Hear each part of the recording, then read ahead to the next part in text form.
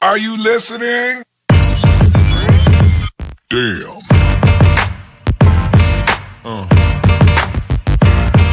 Yeah. Yeah. Yeah.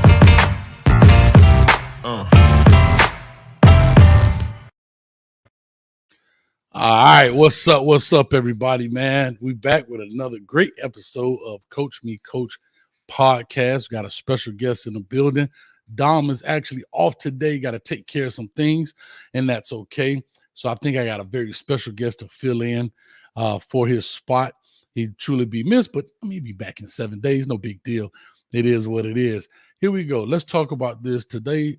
Show title. Oh, let me go through this. I got to go through this. My producer in the building with a thumbs up. Let me know everything looks good and sounds good. So we ready to rock and roll. Make sure you guys hit that like button as you come on in. Hit the subscribe button. Let's get this thing rocking and rolling. We got a lot of things to talk about and a little bit of time to do it because on this particular show, we stick to the hour.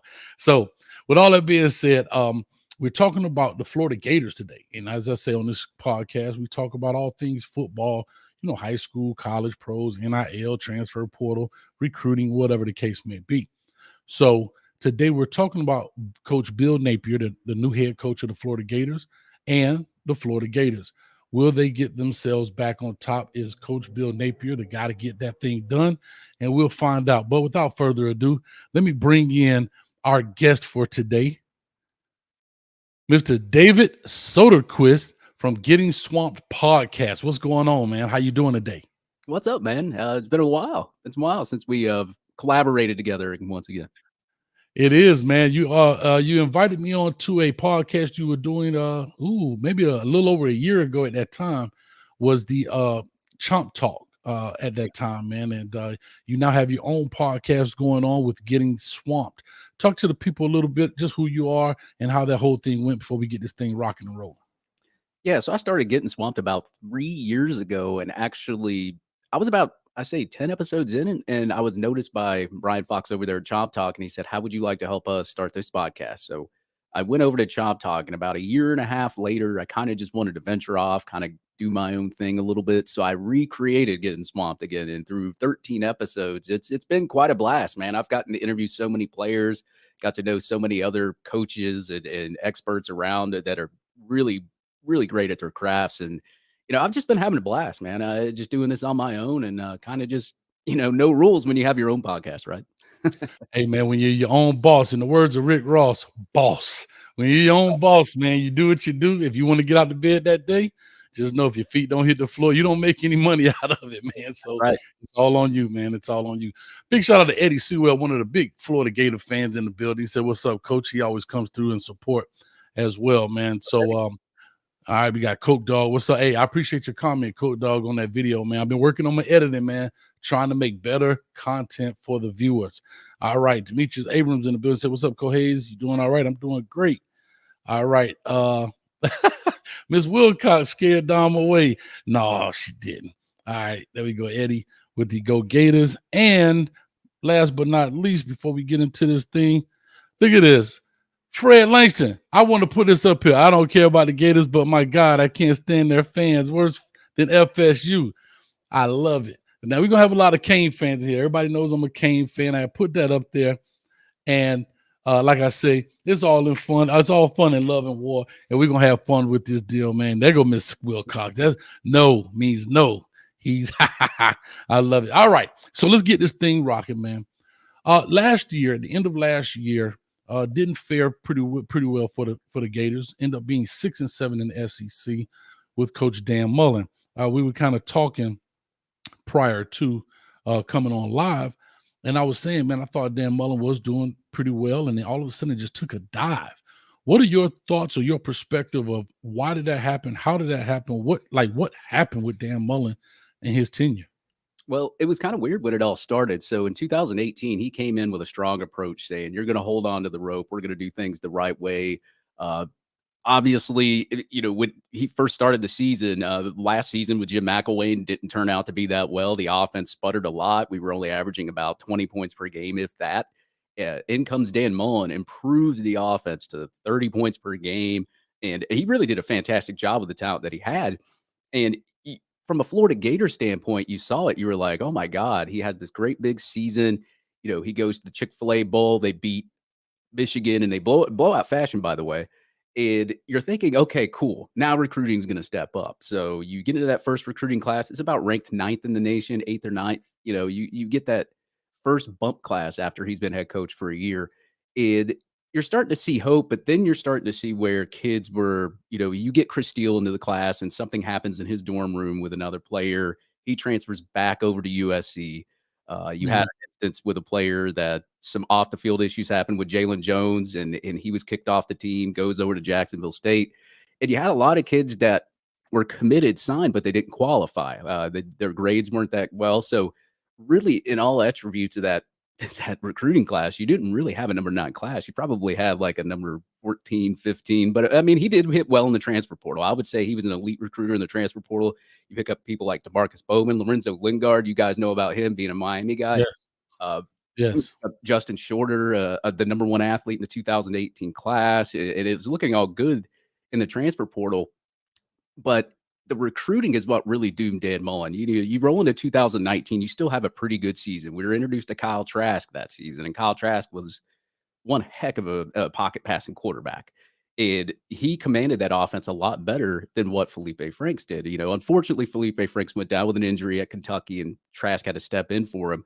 And then finally, Dan Mullen finds a quarterback that Jim McElwain recruited, by the way, puts him in there 2020, and the offense just takes off. You're averaging almost 40 points per game. But the problem that I saw first off when Dan Mullen got here was, first of all, the recruiting. He was losing recruiting battles to Georgia. You can't lose recruiting battles to Georgia since they're in the SEC East. That's just a no-brainer. That's one of the main schools you're going to compete with over there in the SEC East. You play LSU every year. They're in the SEC West.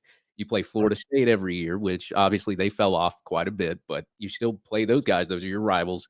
You out-recruited those guys, but who did you really out-recruit in the SEC? I mean, when you're placing 6th, 7th in the SEC, it's not going to translate.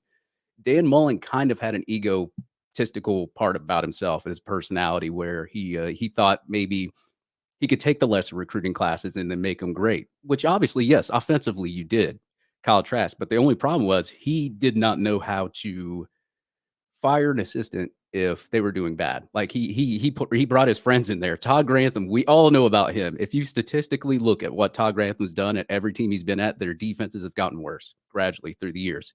So you can roll into 2020, you're scoring 40 points per game, but you still manage to lose 4 games because your defense is giving up that amount of points as well on the other side of the football.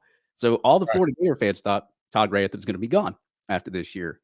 He retains Todd Grantham, goes into 2021. Then they go 6 and 7. But the main part of all of that is, and I'm sorry, I didn't mean to trail off in a whole story. The main part was you could see Dan Mullen's attitude shift from being holding on to the rope, do everything right. And in 2020 and 2021, he starts making excuses. He goes into a press conference where he says, well, Texas A&M had too many fans and making an excuse about losing that game. Then you go to the LSU, the shoe throw. Everybody knows about that. I still hear stories about that. It's still in my nightmares. You go through the shoe throw, and he goes into his press conference. He's like, oh, I didn't see the shoe. Was there a shoe being thrown? And I'm like, well, if you got a 15-yard penalty, as a head coach, you might want to know what it was like or who did that, right? So you knew he saw the shoe. He goes into a marching band game. He was supposed to say something about the marching band or something, and he walks right by the marching band. You see him in a video, look at him. He's like, I didn't see the marching band. And he's just making all these excuses. And after every loss, you can just see him lackluster. And, well, the offense played good. Just making all sorts of excuses. You could just tell that his attitude and his mannerisms towards the end.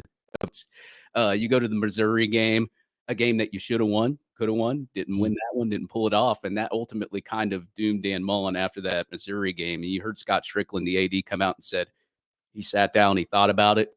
And it was a hard decision, but he knew it was a decision he had to make. And then you hear rumors on a Sunday that Dan Mullen's car is not pulled up at practice where it usually parks. Put 2 and 2 together. Dan Mullen's gone. The next, I'd say 3 to 4 hours, it gets announced. And so now we're sitting here. So I think what ultimately doomed Dan Mullen was just his ego. he let the ego get the best of him, and I think that's what really kind of. I mean, he just didn't recruit him either. So, I mean, his recruiting classes were lackluster for the wins he was putting up over at the University of Florida. Yeah, it's funny, man. I got a picture. Let me see right here. If you can see it, actually had one of my players that played for him at Mississippi State. He's actually sacking Tim Tebow in that picture right there. Oh, no. Yeah. So he used to tell me stories, this back then, before he was at Florida, he used to tell me some stories about Coach Dan Mullen. And what's interesting is, I guess, as a coach and being in the coaching world, I kind of felt it was something from him and made me admin button heads. I know you don't want to reveal the story, and that's fine, but you can see things because things just don't fall off the rails like that because of a loss of a game or something. I mean, that guy's been around too long to lose a locker room because you lose a game.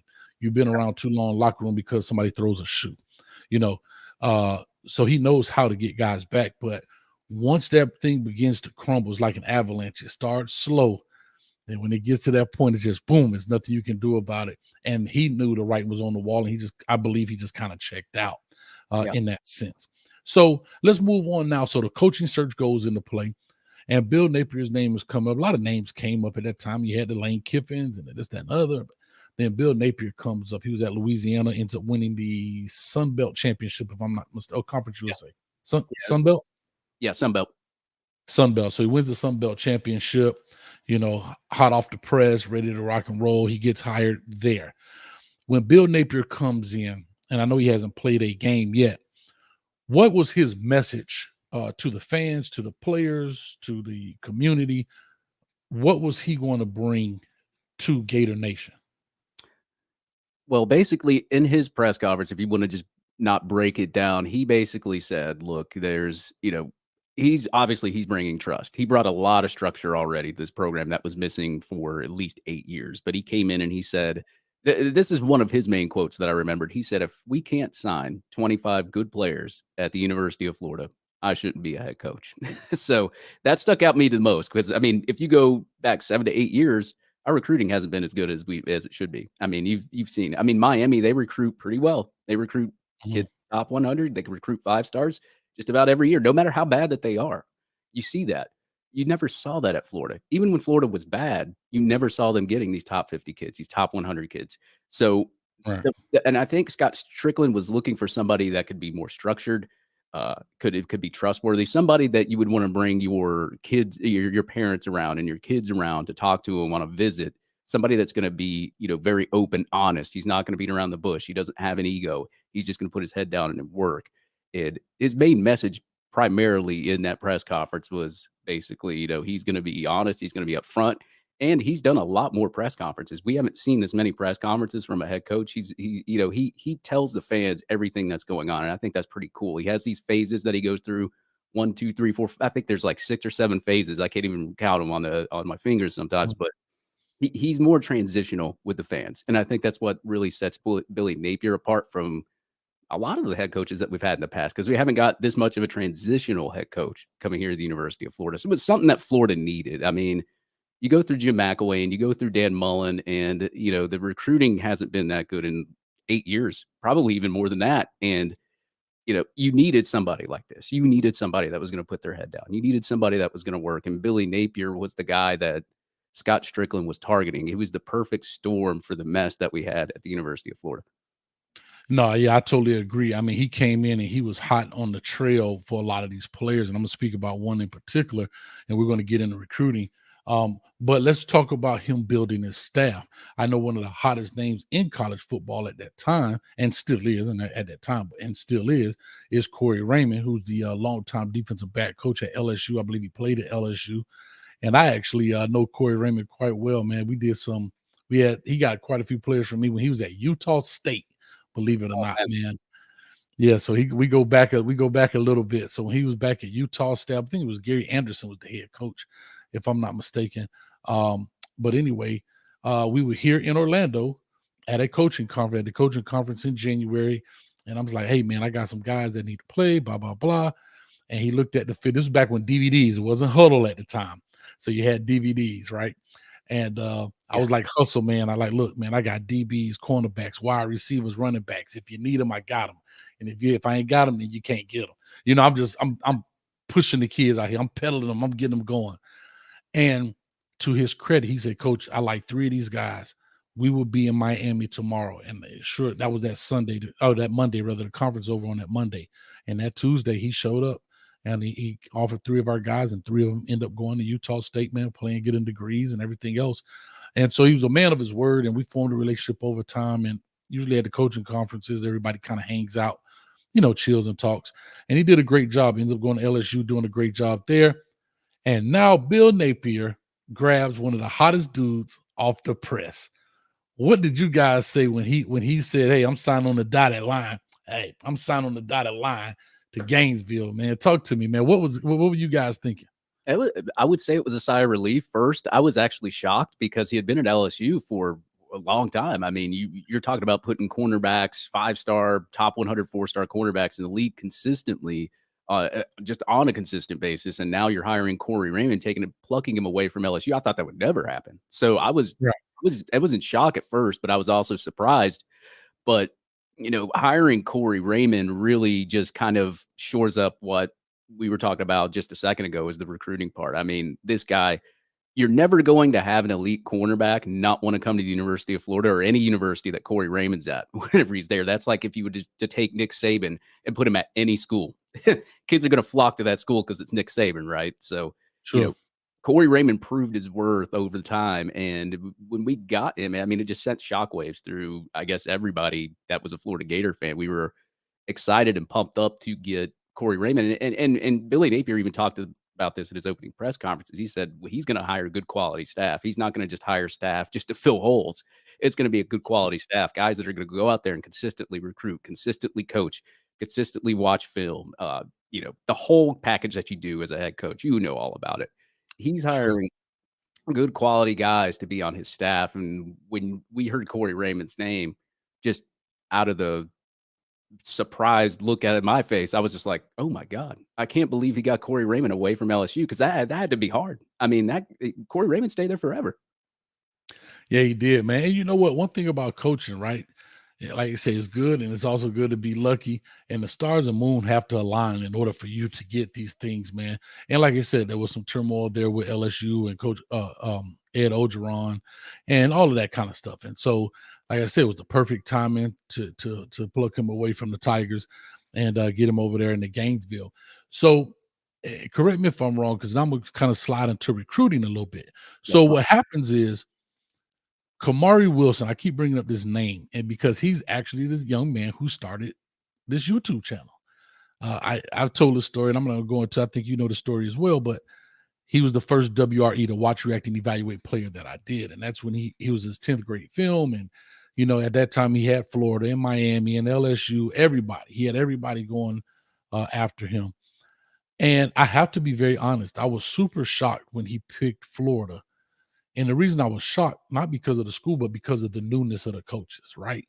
I was thinking a guy who has the ball in his court will be looking for a staff that was already stable, if that makes sense, right? Because there's a lot of unknown when you're going to pick those schools. But I believe Corey Raymond was very he was very influential in that pickup.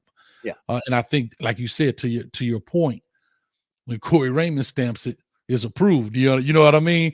Yeah. So that was a big deal, man. And so you got a lot of guys like Kamari Wilson, one of the best players that I saw, and I always call them my POTS players.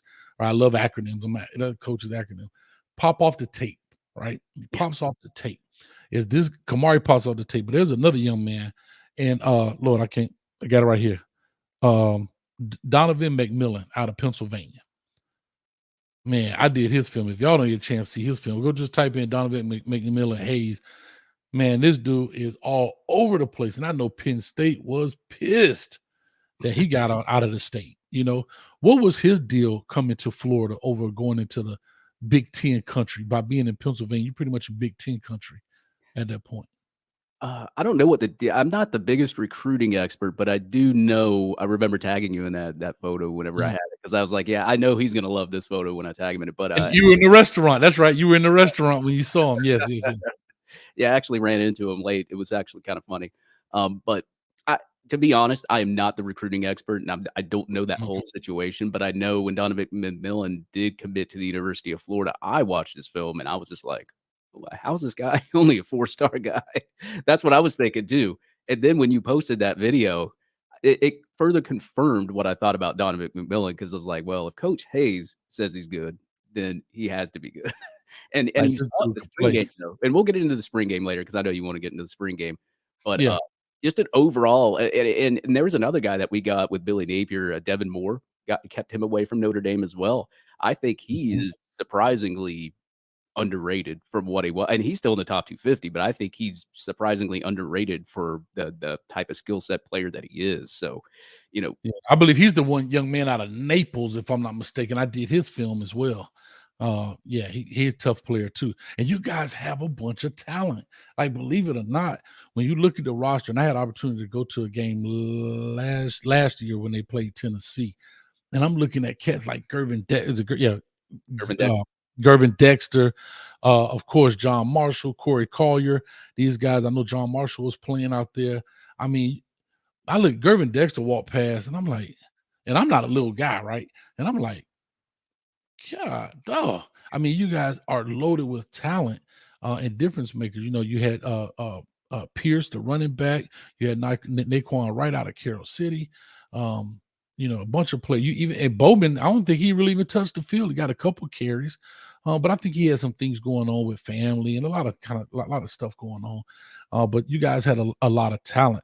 Kamari Wilcoxon. Those are other players that I have done. I mean, it's tons of guys I've done out of Florida, man. And I think you guys have a bunch of talent. They just got to put it together. And I don't know. I think Bill Napier may be the guy to do it. You know, I'm big on not giving guys too much credit and put them on the pedestal early. I don't get caught up in the new car smell, right? You know, because everything's good. You got to do it. And we'll see how it trends. Chief Borders, I just thought about him. Chief Borders is a big time player. So you guys got a lot of talent there. Let's talk about a couple of guys here. I know right now, and I know you're not talking about recruiting, but I'll just mention it. Right now, you guys currently only have 2 guys on the board. Right now, so far they have committed, and it happens to be Aaron Gates, an athlete, 6', 180, and who's a 4-star, and then Tyree Patterson, who's a 3-star, 6'2", 175. Now it's still early, right? But I know how a lot of people, um, I know how a lot of people look at things and like, oh man, we behind, we behind. But it doesn't work like that. You know, now that you have the internet and people can always access information, everybody wants it right now. Before you had to wait till that book came out in the summer. You had to wait till that magazine came out about who the guys were and so Oh, forth. man, I remember those. You know, it sucked, but you put your 325 on the table and you call it a day, man. And you Those go buy it and you sit down and read it. those are the days before we even had modems to plug in computers. Oh yeah, man. You that Yeah. AOL. Hey, I remember being in college grabbing a bunch of those discs out of Specs Music. You know, they give you the free 4 hours. But Yep.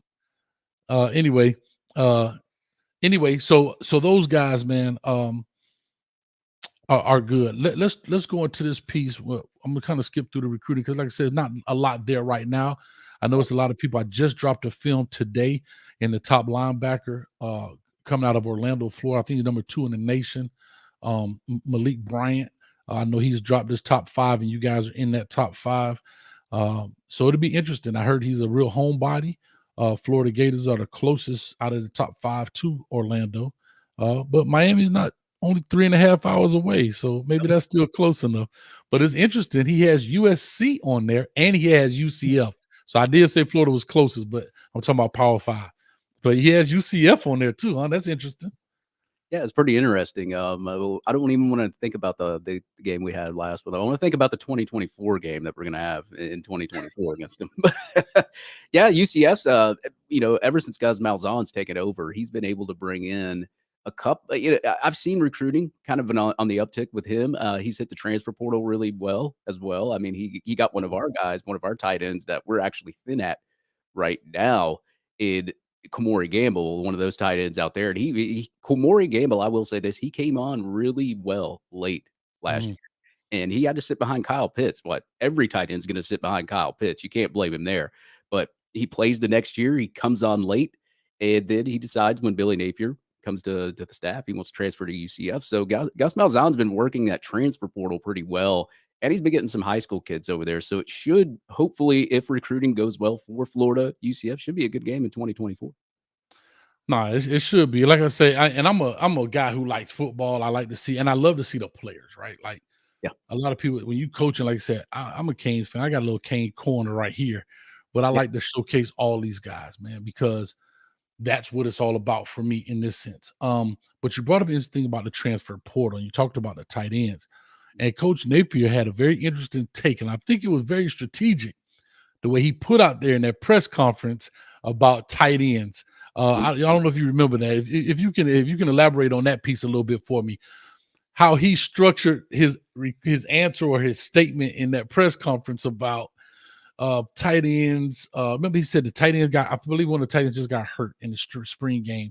And I Yeah. think he was kind of referring to like, hey, we need some guys in the transfer portal. Like, hey, Mhm. it's open. So if you want to jump in there, go ahead and jump in that deal. Do you remember that statement? Yeah, he did. He actually said, this was his quote. He said, "We need depth. We need good quality depth." And he's right. I will say on some of the sides of the football, on Florida's positions, they do need depth. I mean, Dan Mullen didn't do him any favors. Uh, None of the other staff did any favors on certain positions of the football. Linebacker were pretty good. Safety were pretty good. I would say most aspects of the skill-based part of defense were pretty good on. It's more of like defensive line. I mean, before Gervon Dexter, you got guys behind him, but they're not experienced. So he wants to get him as an experience or a bigger defensive tackle, maybe to kind of play behind Gervon Dexter before he leaves. Maybe get another defensive lineman there. Maybe get an offensive lineman. But Jonathan Odom was injured in practice. Mhm. Nick Elksness, one of the other tight ends, he was injured, but he may be good by the fall, from what I hear. So right now, he had to pull two guys, one guy that's played tight end in high school and another guy that's never played tight end. Noah Keeter transferred from UCLA. Dante Mhm. Sanders, who used to be Dante Lang, played defense. Now he's a tight end now. And actually, if you go back, you look at that spring game, they both did pretty well at tight end. And Billy Napier actually talked really well about Dante Sanders and how he played and how he's been doing in practice. So I think tight end might be good right now, especially getting Alexis back in the fall. The only problem is Alexis doesn't have that much experience, has a little bit, but didn't really get to practice in spring either. So you kind of got a conundrum there at tight end with the injuries and Kamori Gamble transferring out. And it's one of those mystery positions. Billy Napier doesn't seem like the type of head coach that's going to lie about something. Like Dan Mullen would say, "Oh yeah, we're fine, we're good, everything's fine, everything's good in the hood. We're going to score 50 points on everybody." Billy Napier straight out came up and said, "We don't have depth." And you remember last year and the year before, Dan Mullen was like, "Oh, we recruited very well." Billy Napier comes straight in. He's like, "We need depth." We so need that. so So he's not basically, lying when he hey, says get your pen out. Hey, get your pen out. Go into the transfer portal. We need you. I ain't that. mad at it. I get it. I mean, and we're gonna get into the transfer portal. Matter of fact, let's do that. So speaking about the transfer portal, what are your takes on it just in general? The transfer portal, how it's structured, what it's about, the rules, like how do you take it being a guy that's I guess I call it media, write articles about these type of things. You hear things from people on the back end. What's your take about the transfer portal? And do you think there will be some changes to it? Well, they already did make one change for, I guess, SEC now. So if you transfer within conference now, you have to either get a waiver or wait a year if it's within the conference. Now, I don't know if that's about every conference that's around there, but I know in the SEC that is true. But now, if somebody wants to transfer from Texas to the SEC, they can get immediate eligibility as long as they had their name in that portal before May the 1st so they could compete for the 2022 season. If not, they're having to wait to 2023 to do it. So there's been a couple of rules, but as far as like the transfer portal goes, I mean, like I get it. Sometimes kids will go to a school and it may not be what was presented to them by the coaches when they first got there, or there's a coaching change. I mean, you see coaches leave their job, go to another job for more money. I think kids should at least get a chance for it too. But I think the way that they got it set up, especially when you're young, I made stupid decisions when I was young. I was 18, 19 too. So I think they kind of got it structured to where, okay, you can transfer once, but if you transfer again, you either need a waiver or a reason to do it or Mm. something like that. So I think it's kind of structured pretty well. Um, if you talk to somebody, and I've talked to Shane Matthews before as a quarterback, he talks about when he was at Florida, he wanted to transfer over to Ole Miss. I think that's what he said. I think it was Ole Miss, but he Mhm. wanted to transfer. He's at Florida, but back then, if you transferred, you had to wait a year. Like it was, you couldn't just transfer, and be in the portal, and then that's cool. It's not like free agency like it was back then. And he's like, I was forced to stay at the University of Florida, and then he wound up being a great quarterback for the University of Florida as well. So Mhm. I think it's good in a way, but then there's other times where I think, man, maybe you're just better off staying at that school and just waiting. And you get your turn, and you're probably going to be better practicing for 2 years as opposed to just, oh, I didn't get the starting job. I'm going to transfer. And then you're thrown into another coaching staff with another scheme, another system, or maybe a similar one in a different state. And then I don't know. I think it's just up to the parents, or not really the parents, but I guess the kid and the parents, because parents do have Mhm. an influence on kids' decisions as well. But as far as my opinion on the transfer portal, I think it's fine right now. The immediate eligibility thing, I think it's okay once, but like you don't want to do it too many times because it's just going to be free agency every year. The kids are going to be flying in there. There's like over 1,000 kids in the transfer portal right now. Yeah, it's crazy. And we're gonna talk about one guy that you guys had in a second.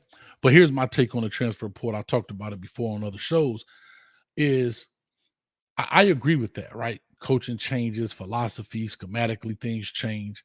But if guys are leaving, here's my thing about the transfer portal. I think that certain things have to happen in order to trigger your transfer options, meaning a coaching change. Okay, that's not what you signed up for. I signed up to be under Dan Mullen, not Yep. Bill Napier, right? Um, something to that effect. Not maybe a position coach, but at least your head coach. Because once the head coach goes, the whole philosophy pretty much changes. And I know your coordinators too. Things of that nature.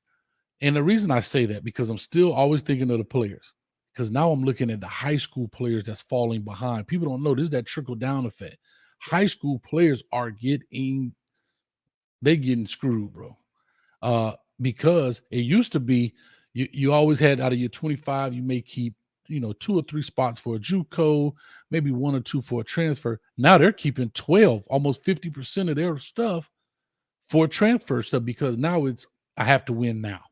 Yeah. Um, and that's what's happening. So like I said, I do believe you should transfer, but you should transfer based on certain things happening. Because when you decide to go to that school, you decided to go under Dan Mullen. You liked what he talked about. You liked his philosophy. You liked those things.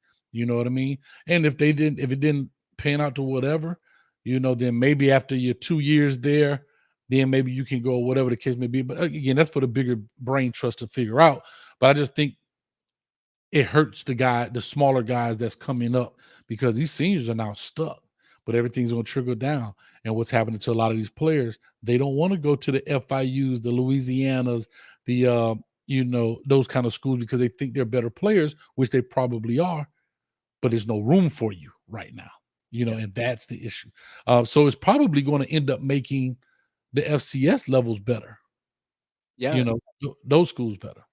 I mean, in a way, too, these kids, their dreams to go to the NFL. And per se, I can't talk for a kid, and I can't say that he doesn't want to transfer to this school because it's FAU and it's not Florida State, Miami, or Florida.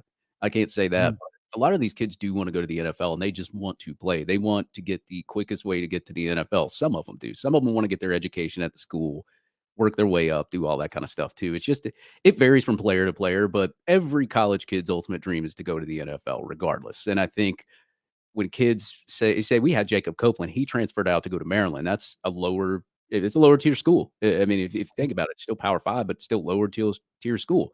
But he can start. And he even made MVP in his spring game too. But he can start immediately. He can make plays in that league and show off his skill set, maybe for these NFL scouts, and maybe improve his draft stock. So I think there's a lot of things that go into that, and I think a lot of kids think, well, NFL, well, better school, education, and they just kind of fumble through all of it. And I think like I said, the ultimate dream is for every kid to go to the NFL, and I think that's what hits first with them, and that's why they kind of do those sorts of things. No, I totally agree, man. If you have people in your corner that really understand when you look at yourself in the mirror, you have to ask yourself, what kind of player you are. That is not saying that you're not good, you're not great, but you have to ask yourself, even if I am getting recruited by these Power 5 or these major top tier programs, am I elite enough? I don't know. But then you look at like a play, it's still Maryland, Power 5, but can I show out there? Right? Can I be the big fish in the small pond and have a team on my back?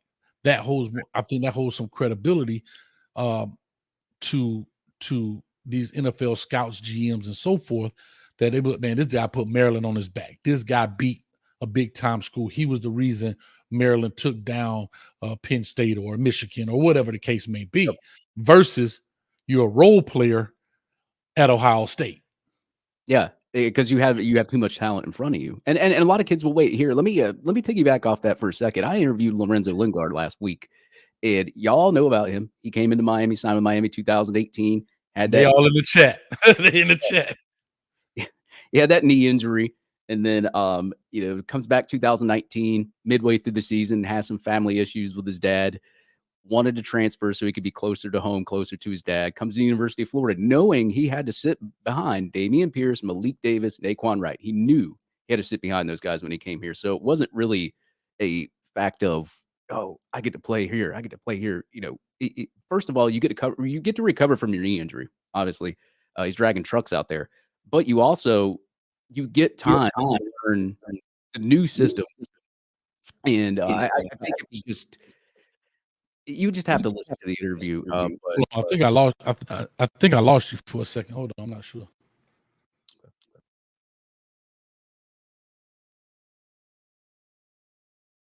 All right, I think I got.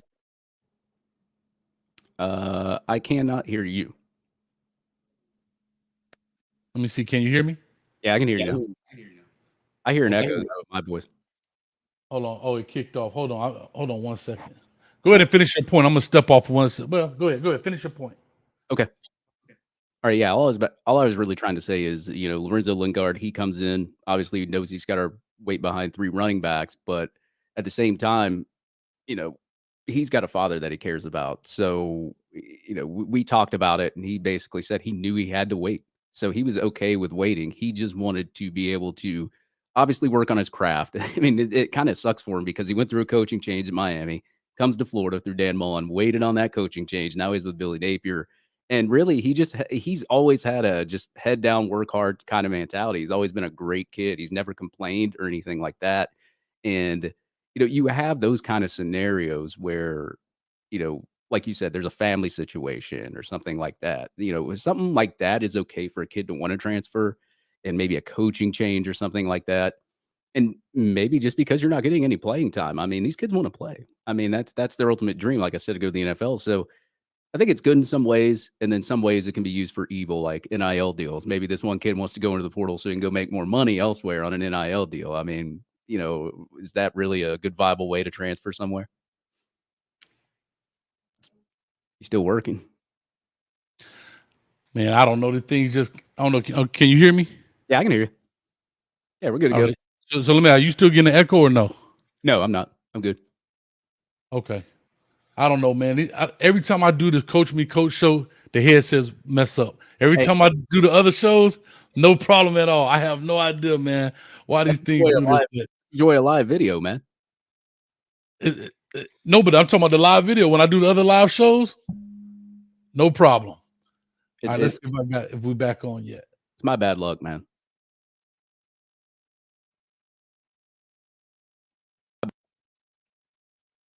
I cannot hear you. All right, I think we're good to go. I hope we're good to go right now. Technical difficulties? Bro, I hate it. But anyhow, maybe it's me. I got to put a wire on this thing or something. But I like to move around too much. I'm trying to tell you, boy, when it's live, man, it's like a duck. You smooth on top, but your feet just move. Feet just going. But no, I heard everything you said. It came through the speaker, so I can hear what you were saying. But look at them, boy. I'm telling you, it ain't just Gator fan. They give it to me. This is the Timmy headset, the Polar Timmy headset. Coach, you got to talk to Lance about getting a sponsorship. We need to get you a new headset. You got to let me know if the things are working in the element. Let me know if the thumbs up. But anyway, All right, they say we hear you now. But no, that's right, man. But so Lingard, like I say, he comes, he sits, he takes his time, heals his body, and comes in knowing that he'll have to take that time in order to get back prepared in order to play the game. But anyhow, let's talk about this because got about 20 minutes left, and I know we're gonna get into the spring game and so forth.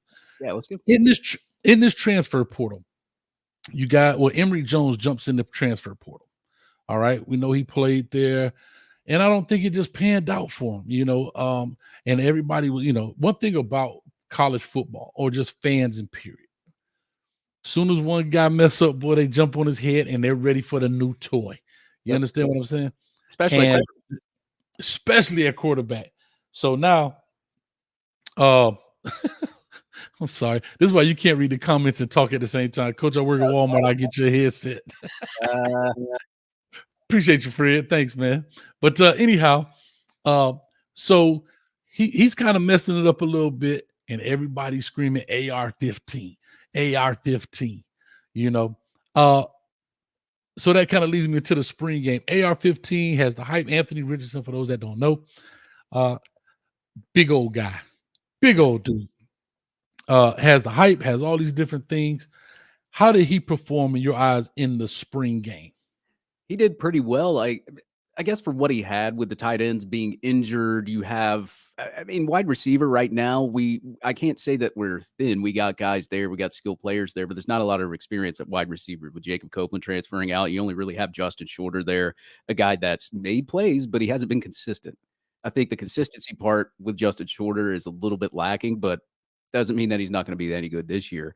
Jacob Copeland transferring out, you had a lot of young players playing there at wide receiver, a lot of guys that were sophomores or freshmen that haven't even had time on the playing field. And with the injuries at tight end and everything else, he did pretty well. If you go back and you look at his stats, he was 18 for 24 for 207 yards, 2 touchdowns, and threw for 75%. Granted, he wasn't on the field the whole time. You had Jack Miller backup coming in there as well. As far as his reads and how he progressed through his reads and how he looked, I thought he looked the part. And that's not me just pumping sunshines and rainbows just because I'm a Florida Gator fan. You go back to last year, man, when Emory Jones was struggling and Anthony Richardson was in the game, he was lighting teams up, except for Georgia. Obviously, he started against Georgia, and Georgia had 5 first-round draft picks this year, so we give him a little bit of credit. But his first start, Dan Mullen throws him in there against Georgia, which I never got. And none of us Florida Gator fans, but you see the skill set that he has.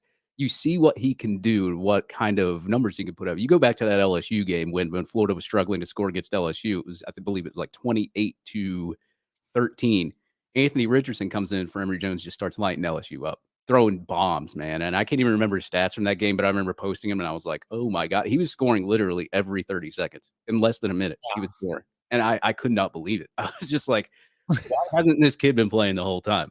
But problem with him, he was working with I guess, when you don't completely tear your meniscus, but you got a tear in there. He was kind of playing with that sort of injury throughout the whole season. He was dancing and he got hurt dancing and stuff like that. And it's a big joke. People tell him to stay off TikTok, but he was working with an injury. And then after that Florida State game, he elected to get surgery on his meniscus. So, had to go in that UCF game without him, and he was going to start that game until he elected to do that. But as far as what I saw in the spring game, he looked the part. But we've went back quarterbacks. We've seen Felipe Franks do good in his spring game. We've seen Luke Del Rio do really good in his spring game. Saw a lot of quarterbacks do good in the spring game, but then when game time comes, they tend to struggle. Luckily, with Anthony Richardson, we've got to see him in games. We've got to see him perform. So we know what we could possibly get with Anthony Richardson. It's just the experience part. He hasn't really started but one game in his career, but when he has, and he's been put in the game over Emory Jones or when he's been elected to go into the game, he's looked fantastic. Nobody really could stop him except for Georgia, which Georgia stopped everybody that year. So except for Bryce. They did a great job. Yeah, they did a great job, man, because, he comes in, he's young. He creates that spark, right? That's what the word. Can you get a spark? Can he lead the guys? And I've seen that on a lot of teams where the younger. So watch this. So you get an Emory Jones. I'm not sure his year, but anyhow, you get a younger guy, and the younger receivers who are playing. Remember, they came in with him. So because they came in with him, that's kind of where they kind of click up in that sense, and they want to see him because they were also part of that recruiting part, right? Hey, man, AR, if you come here, man, we're going to kill it. So they want to see their guy, you know what I mean? If that makes sense, come in and they kind of win it all together on that same tier, right? Instead of, senior receivers or you got young receivers, older quarterback, and especially if somebody's struggling, right? These young guys, they're on the phones, they see social media, they hear the rumbles in the jungle, they know what's going on. So now what do? And Hit the then portal. maybe AR-15 can throw it. Or in practice, think about what they say. Man, AR-15, man, he be lighting them up in practice. Why coach don't give him a chance? That kind of stuff. But like you say, he's going to have to learn the game in the sense of where these blitzes are coming from, the read and the speed of that deal and everything else. Real quick, Emory Jones, he has not landed anywhere. He's still in the portal, huh? Correct. Yeah, he's still in the portal. He elected to finish his classes at the University of Florida, get his degree before he decides on a transfer destination. So, yes, he's still just floating around there in the portal. And what does he have? 2 years left?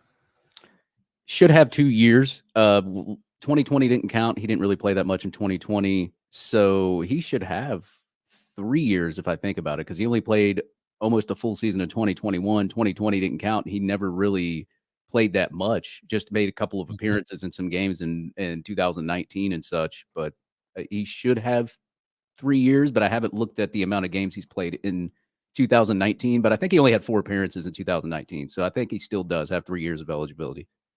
All right, and that's amazing. A quarterback, that played at Florida is still floating in the transfer portal. Let's talk a little scheduling right quick, right? You guys kick it off with Utah. Yeah. Utah, they're gonna be good. yeah, they're gonna be good. I'm trying to say Utah has turned that up when they got I forgot the 3 out of South Florida, and they've been rolling, and they got those 3, and they end up beating Oregon twice within 2 weeks, I believe it was, or 2.5 or 3 weeks or whatever it was. And you guys kick it off. And that's going to be a big game because, like you say, you're coming in with an AR-15 who technically doesn't have a lot of game experience. And they're coming. You know what I mean? And these guys are going to be coming. How do you think he'll fare and remember, the system is new. All of that stuff is going to be new. How do you think the Gators will fare against Utah, who seems to be an experienced team? Yeah, Utah returns a lot of starters, a lot of guys. So that's the concern right now with Florida. And you don't know what a team's going to look like at the beginning of the year. Say you could go and play Alabama week 2, right? And you could beat Alabama in week 2, but then by week 10, or if you rematch them in the SEC championship, they may have figured everything out and they may just blow you out in the SEC championship. But it's good to get a team at the beginning of the season, especially something like Utah, as opposed to getting them like in the middle of seasons when they've become more established and all of that. But I think Florida, if you look at Utah statistics, they put up points. I think they were in the top 20 or something in the nation in offense. But they do give up a lot of points though, too. So I think what Florida needs to do, if Florida can play good defense, and we saw how the defense looked under Todd Grantham, it looked very lackluster.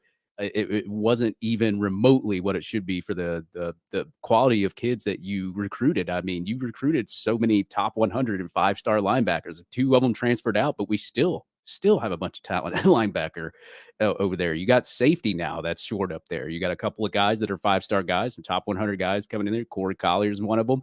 Kamari Wilson, you were just talking about him.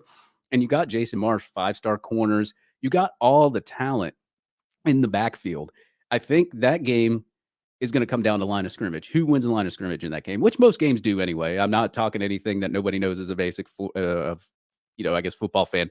But I think it's going to come down to the trenches and also how Florida's defense performs under a new regime, under a new head coach with the talent that they have. And I think that's what's going to set apart whether Florida wins or loses that game. Now, when I saw the spring game, we were 121st in penalties last year. There was only 6 penalties in the spring game. So the tackling looked better. The flags look better. But that's team versus team. This isn't team versus Utah. So what I saw, if the defense can be cohesive and help this team out, especially on offense with the pieces that they're missing right now, I think Florida has a chance in this game. But it all matters whether the talent that you recruited actually performs and you put them in a good position to perform, to play against a team with the likes of Utah, whose offense is putting up over 30 points per game. So I think that's the key to win that game, it's going to rely more on Florida's defense for them to win that game than their offense. I got you. I'm gonna walk through the East a little bit right now. Let me based on the schedule. I'm looking at the games here. So let's go to Tennessee. Tennessee brings back Hendon Hooker. All right, they're gonna bring him back at quarterback. I thought he did extremely well. They lost Velius Jones, I believe, one of the top receivers they had. Yeah. But I'm gonna tell you this: I was highly impressed with Tennessee's defense. The way, even though I call him Babyface. Oh my God, what's the head coach name there? Josh Heupel. Josh Heupel. Josh Heupel being an offensive guy, you typically see whatever he specializes in does better. But their defense was tough last year. They played well. They played together. They played within the confines of the defense, like understanding. And I think they pleasantly surprised some folks. You know what I mean? Like they kind of snuck up and surprised some people. How do you think you guys will fare? Just quickly, I know we just way ahead. I'm just kind of talking about the east side of it, of the SEC conference, and how you guys will fare in those teams. Well, when you look at it, if you're a Florida Gator fan and you like to make fun of Tennessee like we all do, we beat them 16 times out of the last 17 or something like that, some enormous, crazy number. I noticed last year when we played Tennessee, I mean, we beat them 38-14, but Tennessee was able – they have a good running back. I forget what that kid's name is, but he's a good running back. Small. Yeah, Small. That's it. He was actually busted through our defensive line a little bit and getting some big chunks of runs there. Fortunately, we were able just to keep him from scoring, and that's how we really won the game there and with a couple turnovers there. But I think it's going to be tough, man. And you know, Josh Heupel's he's done a good job over there. Like he's done a great job in changing up that offense. I mean, we saw Tennessee; they even competed with Alabama for a little bit last year. If you look at that game, so he's made Tennessee a lot better of a team, and that's really going to it's really going to come down to, like I said, it's going to come down to Florida's defense a lot of these games, but I wouldn't count out Florida's offense though either, because we don't know what that offense will look like under Anthony Richardson. And just if you go and look at his past games, his completion rating's been either 60 or 70 every game. He's put up touchdowns like none other in some games. Georgia game, obviously, you're against a pretty big defense there. But yeah, as you said, Tennessee, they've gotten better. Their defense that's actually a tough game to predict. Really, I can't. It's hard to predict it out. But as a Florida fan, I would say, hey, Florida's going to win because that's what I want to happen. Because we're just so used to beating Tennessee, but you just never know, man. Especially with the job that Heupel has done, and I can see that there's been vast improvement from the last head coach to Josh Heupel. So that game does kind of worry me on the schedule. I believe that is game 3. Yeah, 4. You got 4. You right after South Florida. South Florida, yeah. Yep. So I'm looking here at the schedule. Let's talk a little real quick. South Carolina, and the reason I'm bringing them up because of just the bigger names. So Spencer Rattler transfers from Oklahoma. He kind of got taken out there by Caleb Williams, and he transfers and goes to South Carolina. Does Spencer Rattler improve South Carolina from a quarterback standpoint? I don't know. There's times where you've seen some talent from Spencer Rattler, but then there's times where you've just seen him just look lost out there. He gets replaced at quarterback over at Oklahoma. I think that was against Texas. He got replaced in that game, and then the backup lit Texas up after that, and they came back and won the game.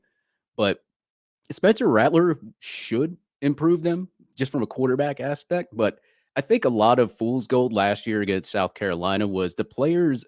You can notice the players last year when Florida was playing South Carolina. They just kind of weren't bought in anymore. They kind of let South Carolina run the ball down their throats, didn't really try to do much on it, defense, offense, at least you could just see the energy was taken out of that team. And I think with a head coach about to be out the door, you obviously get players that aren't up, but I think the game between South Carolina, I would say Florida. I would pick Florida to win it right now, but talk to me about 4 to 5 weeks into the season, I might change my mind. But all right. And let's bring up the last one in the conference. I'm talking about of significance, I believe, right now. I mean, I still think Kentucky is sneaky. Kentucky's sneaky good if you don't watch them. But let's go ahead and talk about Georgia. Will Georgia continue this run? I think they will. I hate to say it because I don't like the University of Georgia at all. Living in Georgia, me being a Florida fan, if I'm betting money, if I have $1,000, you tell me to bet on Florida or Georgia this year so far with what I've seen from last year, and then they did lose a lot to the NFL. They lost a lot of draft picks, but if you go look at their recruiting classes, man, they just restock and they stockpile this talent, just kind of like Alabama. So right now, if you were to ask me if Florida was going to beat Georgia, I would say no. Hey, that's being fair. And to that point right here, Fred Langston says, well, Coach, I must say there's one UF fan I like. David is all right. I'm going to have to subscribe. So that's all right. And here's the last thing. I left them for a reason. Florida State, the in-state rival, the school down the road, what they call I-10 or whatever they call it. I don't know how it's termed so far. But Florida State, they went through some turmoil, man. We hate Florida State. Cane fans hate Florida State. So Florida State, Willie Taggart was there. Mike Norvell, I don't know, but they're sneaking some talent. They got a young man. They flipped him. Was it Sam McCall? Sam McCall flipped him from Florida. Yep. Yeah, so they flipped him from Florida over there. They're getting a couple of recruits, big time names. You guys played them the last game of the season, November 25th.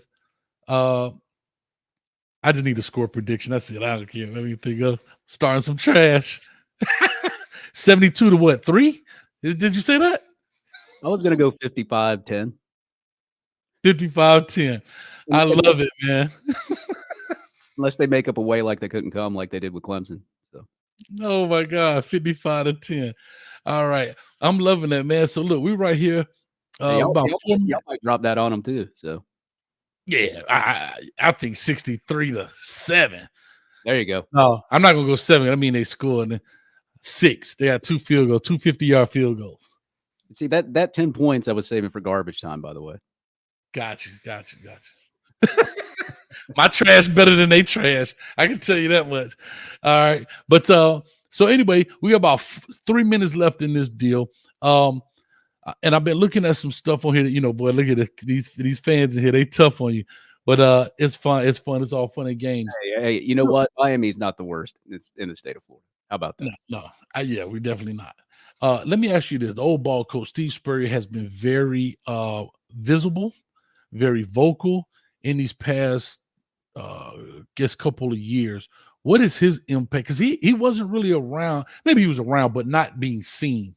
Maybe to the regular college fan base, not maybe Florida fans may have who just really dive in, but to the fan base. What is his impact there at the University of Florida been like for you guys?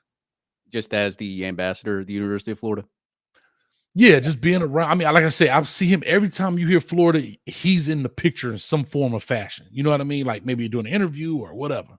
Well, he's no slouch to trash talk, so you get a lot of that out of Steve Spurrier. But I mean, he's just an all-around great guy. Obviously brought a lot of history to the University of Florida, wins national championship 1996 there, brings in these great players, and being the ambassador to the University of Florida, somebody like Steve Spurrier that has the moxie like he does, and the the way that he just talks. Like even when Steve Spurrier was at South Carolina, he would insult our school. He would insult. Well, actually, he never really took shots at Florida because he obviously coached here, but every now and then he did.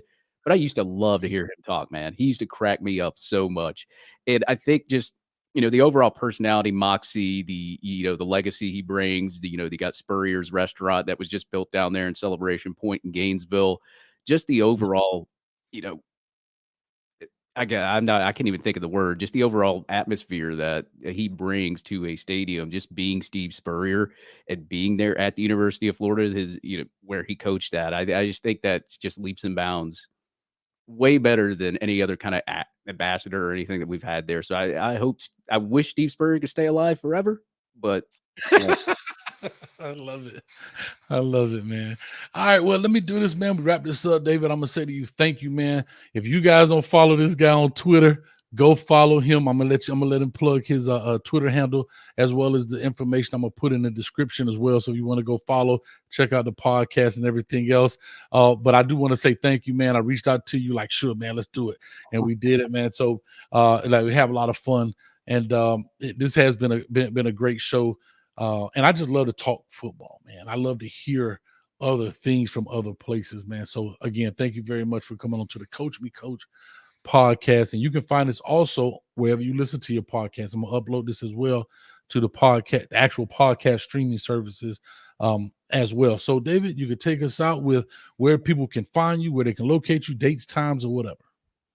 Yeah, you can actually go to my website, www.gettinswammped.com. For the Florida fans that are in here, I'm pretty sure Miami fans wouldn't care about Florida stats. But if you want to go there, I post stats in the blog section there. All my podcasts are updated there. If you want to follow me on Twitter, you can follow me at Gettin Swamped, and you can follow the podcast page at Swamp Podcast. And you can also just follow me just for laughs, because sometimes I'm really not even really taking shots at Miami. It's more me taking shots at Georgia fans than I am anything else. So, hey, and don't think I didn't see that Ruiz comment. Oh yeah, I know what it is. That I swear that guy never sleeps, man. I see him tweeting at like 3 a.m. Yeah. As far as anything else goes, though, Coach Hayes, I've had a lot of respect for you. I know you're a Miami guy. But once you told me, hey, you want to come on my show, I was like, yeah, I want to come on your show. That was a no-brainer, man. I have a lot of respect for you, the work that you do, the videos you post of the high school recruits, just overall, fantastic analysis, what you do with these guys. And I always try to promote every time you have a video, especially on a guy that's considering Florida. I always promote the video. I always retweet it, because I think you just do a fantastic breakdown of all the high school kids. Being a former coach too, I mean, you've sent guys to the NFL. I mean, you've coached guys that went to the NFL. Mm-hmm. So. No, I do, man. I appreciate it. Like I say, man, look here, I've been in enough games that I love trash talking, but I don't take things personal. It's all fun. Like I say, it's what it is. It's part of this process. It's funny. I'm getting to see and learn the other side of the football, meaning the fan side of it, you know, but I still try to bring I think my niche is to bring to the fans the coaching aspect of it. And that's why I always try to look at things through that lens, doing it 22 years, man. So that's just kind of what I know in that sense. But man, as always, I appreciate it. Thank you for your time. For all you guys out there, you're more than welcome to catch us every Tuesday at 8 p.m. Here. Go to CoachHayesFootball.com as well. We got things up there, dates, times, all that stuff. We're going to still try to make that better, man. We're going to get it going. I'm trying to get some articles and all kind of good stuff on there, man. And we'll have fun with it. But David, thank you very much. And we'll talk right after this show. But thank you guys. And with all that being said, catch you at the 50-yard line, man. Peace. Later, chop, man. Dun, dun, dun, dun, dun, dun, dun, dun, dun. I love it, man. See you guys. Thanks a lot.